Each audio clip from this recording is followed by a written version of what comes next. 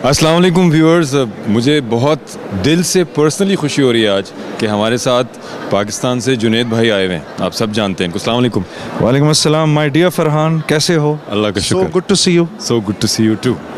और यहाँ पर वाशिंगटन में इसना कन्वेंशन में अपना एक भाई नज़र आ जाए, दिल से मुझे खुशी हो रही है। आपको कुछ बताएं ना, आपका विज़िट कैसा रहा इसना का? यहाँ पे इनवाइटेड हैं आप, परफॉर्म भी करेंगे। बहुत अच्छा रहा। हाँ, परफॉर्मेंस है आज। और मैं भी यहाँ से आ रहा था तो मुझे इन लोगों ने आप दोनों का बताया।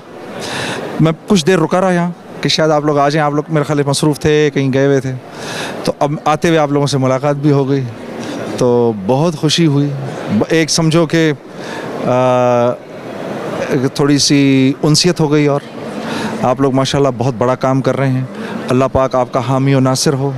कदम कदम पर अल्लाह रब्बुल इज़्ज़त आपकी हमारी सबकी रहनुमाई करे इसके अंदर, और आपको और हमें अल्लाह रब्बुल इज़्ज़त हज़ारों लाखों की हिदायत का ज़रिया बनाए। आप दुआ क्या करें कि अल्लाह हमारी इस खिदमत को कबूल करे। आजकल जो मीडिया फोबिया चल रहा है ना, इसी मुतालिक कल एज ए फरहान भी स्पीकर करके गए हैं। आप क्या कहते हैं, इसको कैसे काउंटर किया जा सकता है? हम लोग भी मीडिया से रिलेटेड हैं, बट आप क्या सजेस्ट करते हैं ताकि एक प्रॉपर जवाब जो है उसी स्टैंडर्ड से दिया जाए, मीडिया का जवाब भी मीडिया हो? इस्लामोफोबिया को मीडिया के थ्रू कैसे? बाबर भाई, मैं ये समझता हूँ कि इस मामले को हम बजाय इसके कि किसी से भिड़ें, सही, मैं मेरे हमेशा पॉइंट ऑफ व्यू मेरी ज़िंदगी का ये रहा है कि अपनी बात पहुंचाएं। बिल्कुल सही। बस खामोशी से, जैसे घोड़ा एक रेस के मैदान में भागता है ना, ऐसे दो हाइट्स लगाई होती हैं उसने, ना वो दाएं वाले घोड़े को देखता है ना वो बाएं वाले घोड़े को देखता है, बस वो अपनी ही धुन में अपनी मंजिल की तरफ दौड़ता चला जाता है। तो मैं ये समझता हूँ कि जैसे आप लोग कर रहे हैं ना, हम अपनी बात लोगों तक पहुँचाते जाएं।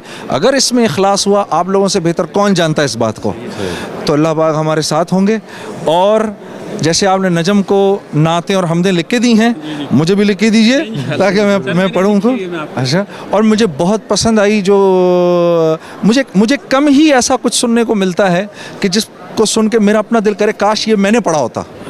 क्योंकि मेरे साथ शुएब मंसूर रहे, अच्छे लिखने वाले थे। उसके बाद हसन अकबर कमाल साहब हैं, बहुत अच्छा लिखते हैं, उनकी मैं नातें पढ़ता रहता हूँ।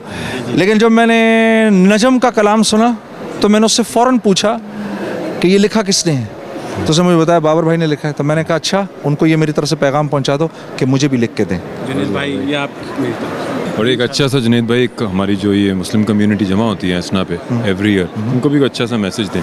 बस मेरा they should take from here message क्या है, हम सभी ज़रूरतमंद हैं। हम सभी, हमारी सबसे बड़ी ज़रूरत एक होके रहना है, ठीक है? और हमारी सबसे बड़ी ज़रूरत अपनी कमियों को सामने रखते हुए औरों की अच्छाइयों को देखना है। ये चीज़ हमें अल्लाह के आगे बहुत ऊंचा कर देगी, और ऐसा करने से इंसान की अपनी खुद भी बेहतरीन तरबियत होती है। मैं एक जगह बैठा हुआ था, एक साथी से मैंने पूछा, भाई तुम ये जो अल्लाह के रास्ते में निकलते हो, लोगों को अल्लाह की तरफ बुलाते हो, क्यों करते हो? कहता मैं ये सीखने निकलता हूँ कि मेरे में कोई अच्छाई नहीं, सामने वाले में कोई बुराई नहीं, मैं ये सीखने के लिए निकलता हूँ। तो अगर ये होगा, हम में जोड़ पैदा हो जाएगा, हम में हमारी मोहब्बतें बढ़ जाएंगी।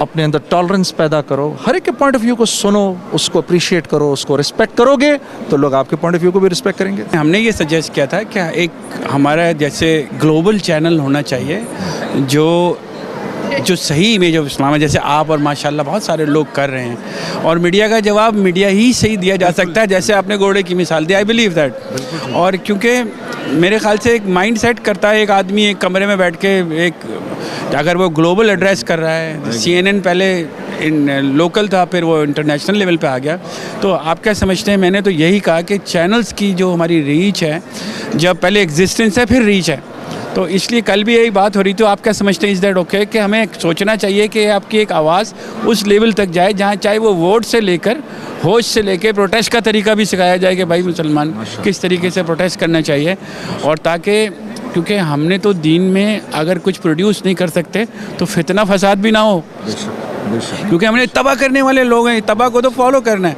मगर मेरे ख्याल से अल्लाह के रसूल के दौर में बेहतर तरीका सबसे ज़्यादा जो फास्टेस्ट उस दौर में था कि कासिद जाते थे पैगाम लेके दूसरे शहरों में घोड़ों पर।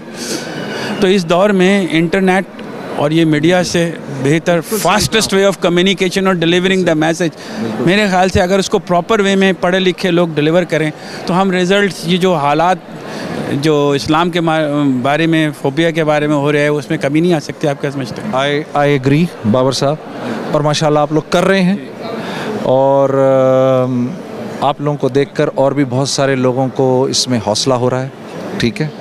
वो जो कहते हैं ना कि शुरू में तो जाहिर सी बात है कोई थोड़े ही लोग किसी बड़े फैसले को लेकर निकलते हैं, और फिर आने वाले वक्तों के अंदर वो क्या कहते हैं कि बढ़ती रहे ये रोशनी, चलता रहे ये कारवान, फिर कारवान बन जाता है थोड़ी देर के बाद।